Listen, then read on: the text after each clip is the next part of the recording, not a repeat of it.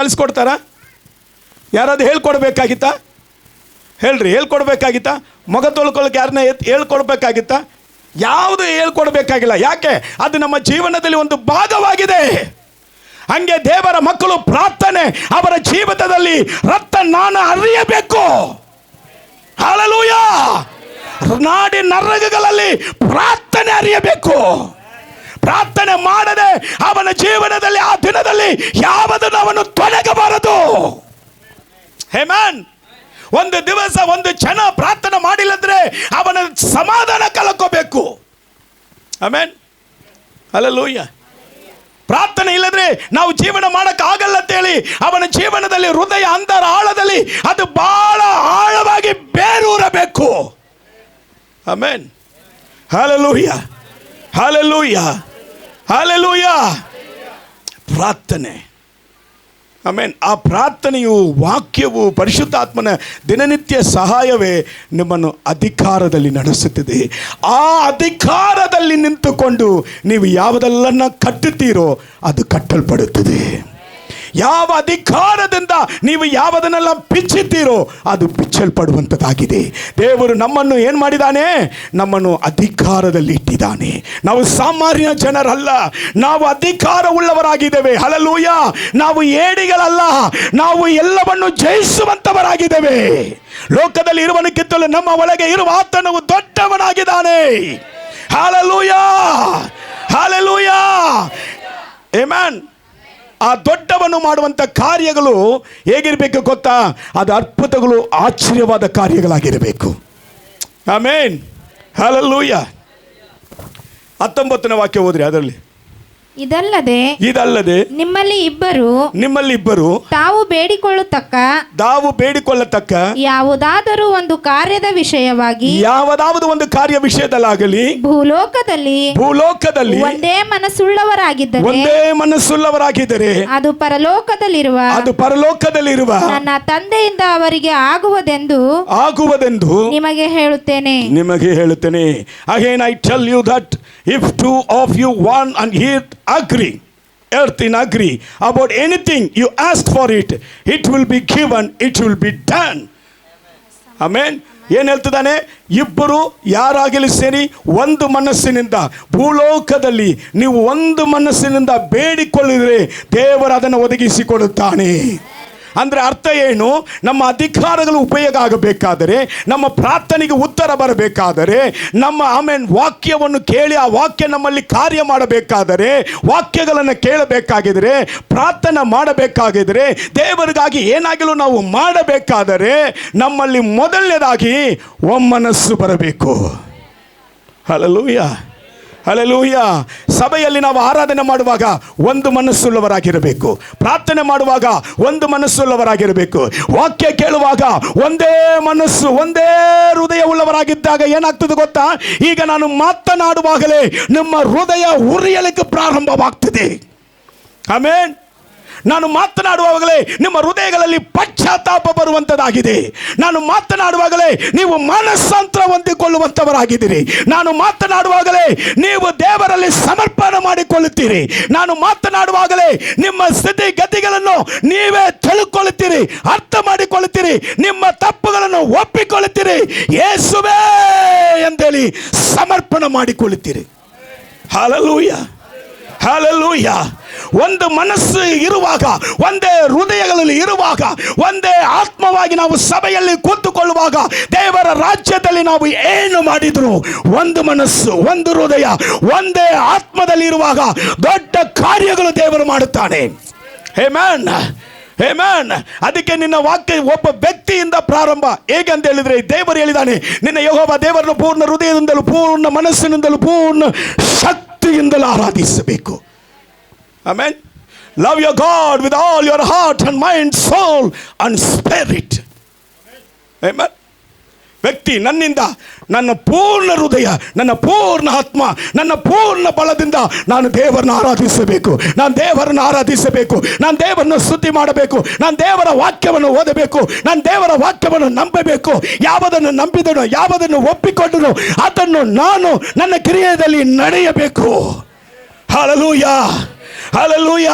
ನಾನು ಪೂರ್ಣ ಮನದಿಂದ ನಾನು ಓದಿ ಕೇಳಿಸಿಕೊಂಡು ನಂಬಿದನ್ನು ವಾಕ್ಯಗಳನ್ನು ಮಾತನಾಡುವಾಗ ನನ್ನ ಜೀವಿತವನ್ನು ಅದು ಬದಲಾವಣೆ ಮಾಡುತ್ತದೆ. ದೇವರ ವಾಕ್ಯ ಬದಲಾವಣೆ ಮಾಡುತ್ತದೆ. ಆ ಒಂದು ಜೀವಿತದಲ್ಲಿ ಯಾವುದೆಲ್ಲ ಕಟ್ಟಿತನೋ ಅದು ಕಟ್ಟಲ್ಪಡುವಂಥದ್ದಾಗಿದೆ, ಯಾವುದೆಲ್ಲ ಬಿಚ್ಚಿತನೋ ಅದು ಬಿಚ್ಚಲ್ಪಡುವಂಥದ್ದಾಗಿದೆ. ಯಾಕೆಂದ್ರೆ ದೇವರು ನನಗೆ ಅಧಿಕಾರ ಕೊಟ್ಟಿದ್ದಾನೆ. Hallelujah, hallelujah, hallelujah. ಒಂದು ಮನಸ್ಸು ಬಹಳ ಪ್ರಾಮುಖ್ಯ. ಆಮೆನ್. ನಾವು ದೇವರ ರಾಜ್ಯದಲ್ಲಿ, ದೇವರ ಸಭೆಗಳಲ್ಲಿ ನಾವು ಏನು ಮಾಡಿದ್ರು ಒಂದೇ ಮನಸ್ಸುಳ್ಳವರಾಗಿರಬೇಕು. ಆಮೆನ್. ಒಬ್ಬ ವ್ಯಕ್ತಿಯಿಂದ ಒಂದು ಮನಸ್ಸು ಅವಶ್ಯಕತೆ. ಯಾವ ವ್ಯಕ್ತಿಯಲ್ಲಿ ಒಂದು ಮನಸ್ಸಿಂದ ದೇವರನ್ನು ಆರಾಧಿಸುತ್ತಾನೋ, ಸ್ತುತಿಸುತ್ತಾನೋ, ದೇವರಿಗೆ ಸಮರ್ಪಣವಾಗಿ ಜೀವಿಸ್ತಾನೋ, ಆಮೆನ್, ಅದು ಕುಟುಂಬದಲ್ಲಿ ಬರುವಂಥದ್ದಾಗಿದೆ.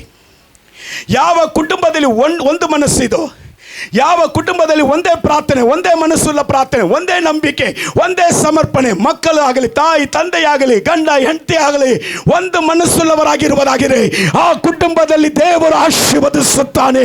ಆ ಕುಟುಂಬ ಮೊಣಕಾಲೂರಿ ಪ್ರಾರ್ಥನೆ ಮಾಡಿದರೆ ಅಲ್ಲೋಳ ಕಲ್ಲೋಳ ಮಾಡುವಂಥದ್ದಾಗಿದೆ. ಅವರ ಪರಿಸ್ಥಿತಿಗಳನ್ನು ಯಾರೋ ಬಂದು ಪ್ರಾರ್ಥನೆ ಮಾಡೋ ಅವಶ್ಯಕತೆ ಇಲ್ಲ, ಸೇವಕರು ಬಂದು ಪ್ರಾರ್ಥನೆ ಮಾಡೋ ಅವಶ್ಯಕತೆ ಇಲ್ಲ. ಎಲ್ಲಿ ಇದ್ದೀಯ ಅಲ್ಲಿ ಮೊಣಕಾಲೂರಿಕೊಂಡು ಪೂರ್ಣ ಮನಸ್ಸಿನಿಂದ ನೀನು ಪ್ರಾರ್ಥನೆ ಮಾಡುವಾಗ ದೇವರು ಪ್ರಾರ್ಥನೆ ಮಾಡಿ ಬಿಡುಗಡೆ ಕೊಡುತ್ತಾನೆ. Hallelujah, hallelujah, hallelujah. ಯಾವ ಕುಟುಂಬ ಒಂದು ಮನಸ್ಸಿನಿಂದ ಪ್ರಾರ್ಥನೆ ಮಾಡಿ ತಮ್ಮ ಆಶೀರ್ವಾದಗಳನ್ನು, ತಮ್ಮ ಬಿಡುಗಡೆಯನ್ನು ಹೊಂದಿಕೊಂಡಿದ್ದಾರೋ, ಆಮೆನ್, ತಮ್ಮ ಸ್ವಸ್ಥತೆಗಳನ್ನು ಹೊಂದಿಕೊಂಡಾರೋ, ಅವರು ಕುಟುಂಬಗಳಾಗಿ ಸಭೆಯಲ್ಲಿ ಸೇರಿ ಬರುವಾಗ, ಆಮೆನ್, ಕುಟುಂಬಗಳಾಗಿ ಸಭೆಯಲ್ಲಿ ಸೇರಿ ಬರುವಾಗ ಎಲ್ಲ ಕುಟುಂಬಗಳು, ಎಲ್ಲ ವ್ಯಕ್ತಿಗಳು, ಎಲ್ಲ ದೇವರ ಮಕ್ಕಳು ಸಭೆಯಲ್ಲಿ ಒಂದೇ ಮನಸ್ಸಾಗಿ ಕೂಡಿ ಬರುವಾಗ, ಅವರು ಪ್ರಾರ್ಥನೆ ಮಾಡುವಾಗ ಅಲ್ಲೋಲ ಕಲ್ಲೋಲ ಮಾಡುತ್ತಾನೆ ಜಿಲ್ಲೆಯನ್ನು, ಪಟ್ಟಣವನ್ನು ಗದರಿಸುತ್ತಾನೆ, ಬದಲಾವಣೆಯ ತರುತ್ತಾನೆ. ಪಶ್ಚಾತ್ತಾಪದಿಂದ ಜನರು ಓಡಿ ಸಭೆಗೆ ಬರುತ್ತಾರೆ. Amen, hallelujah, hallelujah. ಅಪೊಸ್ತಲರ ಕೃತ್ಯಕ್ಕೆ 4ನೇ ಅಧ್ಯಾಯ 25.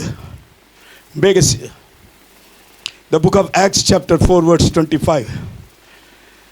ಬೇಗ. ಆ ಹೆಂಗಸು ಆತನಿಗೆ ಮೆಸ್ಸಿಯನು ಅಂದರೆ ಕ್ರಿಸ್ತನು ಬರುತ್ತಾನೆಂದು ಬಲ್ಲೆನು. ಅಮ್ಮ 4:25.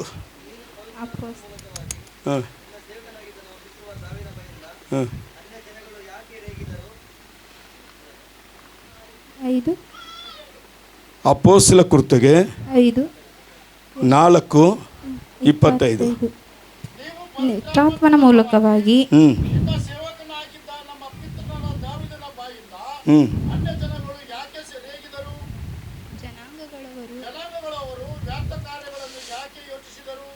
ಆಮೆನ್.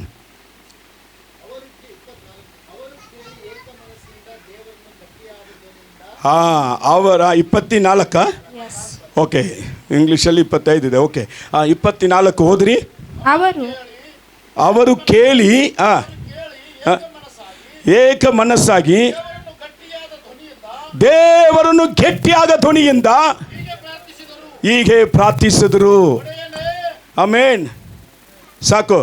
ಹೀಗೆ ಪ್ರಾರ್ಥಿಸಿದ್ರು ಅಂದರೆ ಅಂದಾಗ ಅಲ್ಲಿ ವಾಕ್ಯದಲ್ಲಿ ಇಂಗ್ಲೀಷಲ್ಲಿದೆ, ಆಮೇಲೆ ಏನಂತಿದೆ, ಅವರು ಸ್ತುತಿ ಮಾಡಿದರು, ಅವರು ಸ್ತುತಿ ಮಾಡಿದರು. ಹಲ್ಲೆಲೂಯಾ. ಅಂದರೆ ಅರ್ಥ ಏನು? ಪ್ರಾರ್ಥನೆಯಲ್ಲಿ, ಒಂದು ಮನ ಪ್ರಾರ್ಥನೆಯಲ್ಲಿ ಜಯ ಇದೆ, ಬಿಡುಗಡೆ ಇದೆ, ಎಲ್ಲ ಇದೆ. ಆಮೇನ್.